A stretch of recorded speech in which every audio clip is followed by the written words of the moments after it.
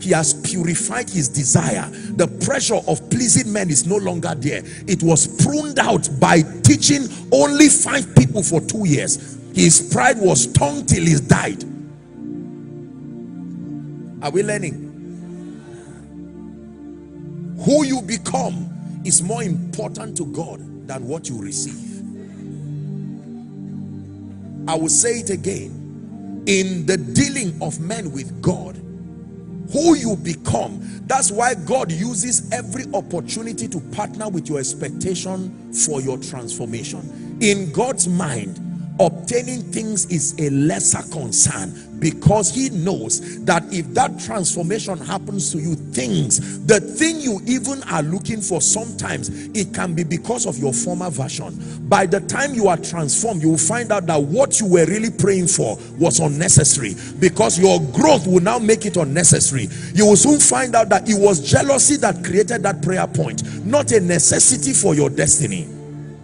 You were just angry and envious, and God will say, rather than just giving you that, he will keep fueling your continuation in the flesh. So he will use the opportunity, including the disappointment, to grow you to a point where you will now, from that purified self, that purified version, you will find out that you did not really have many prayer requests. That long list was what flesh gave you. So rather than answering it, he transforms you, and your transformation keeps knocking out those prayer requests. You find out they were not requests in the first place. Do you understand what I've taught so far? So that in God's dealings with men, as far as faith is concerned, his concern is not your hand receiving things.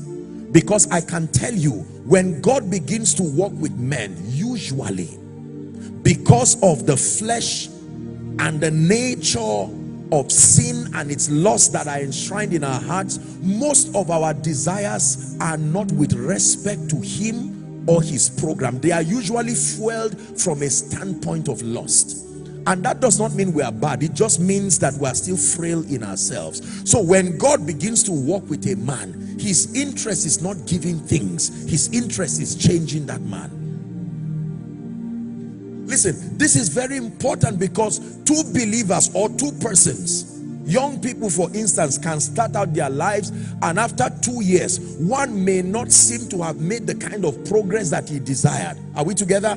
And sometimes in church, if we are not careful, we bring people out of a very powerful training they are having with God, that this sister may not have anything physical, but then she's on a journey that is giving her a good report. And sometimes we abort that journey in pursuit for things. Your transformation with God is of more value than the things you receive, because many of the things that become the starting point for our manifesting faith, you see, when you know God, you will find out that most of those prayer points were unnecessary. Hallelujah. When I started my walk with God, I started with zeal and passion, because we were taught that faith gives things, and it is true. It remains true eternally. So our concern with God was how to use faith to get out of this unfavorable condition we found ourselves as fast as possible. The speed of that manifestation determined the strength of our faith, so we thought. So that means, God, if you can take me out of this poverty in 1 week, translate me from 1 room to a 3-bedroom flat, wipe my tears, give me visa, change my life.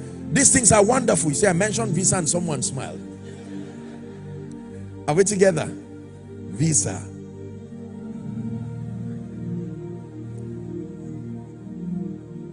So usually when we study the subject of faith, this is what I want. What must I do to make it happen? That is the scope of our study.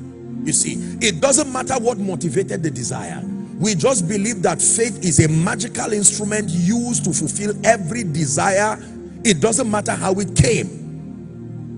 So I want to go abroad. Whether it's the will of God or not, that is none of my business. I was told that faith can help me get a visa. It can force someone at the other side of the counter to stamp my visa. So I now begin to study. Okay, I find speaking as part of the equation, so I speak. I find giving as part of the equation, so I give. I find coming to church as part of the equation, so I come. I find prophetic blessings. I engage everything. And now my expectation is to the roof. I stand before the consular and I'm denied the visa, and I cannot understand. So what was I singing on Sunday? You are God alone. From before time began, you are on your throne. You are in the visa office now. You are God alone.